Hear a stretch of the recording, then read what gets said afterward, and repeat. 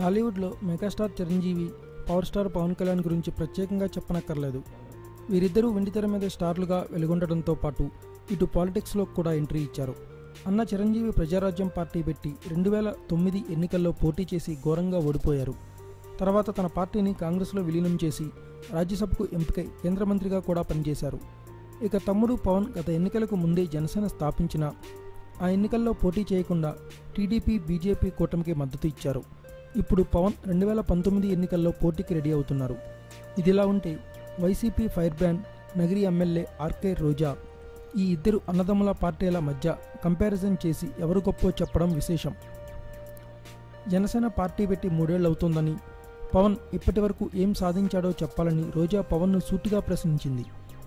తప్పు జరిగితే ప్రశ్నిస్తానంటూ మాటలు చెప్పిన పవన్ మోడీ, చంద్రబాబులకు జైకొడుతూ సైలెంట్గా కూర్చున్నారే కానీ ఇంకేం చేయలేదని ఎద్దేవా చేశారు.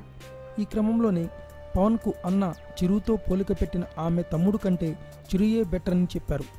చిరు ఎన్నికల్లో పోటీ చేసి కొన్ని సీట్లైనా గెలిచారని రోజా చెప్పారు.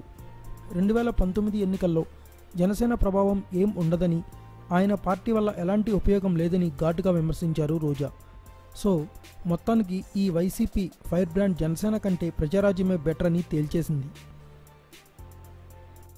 Thanks for watching. Please subscribe our channel.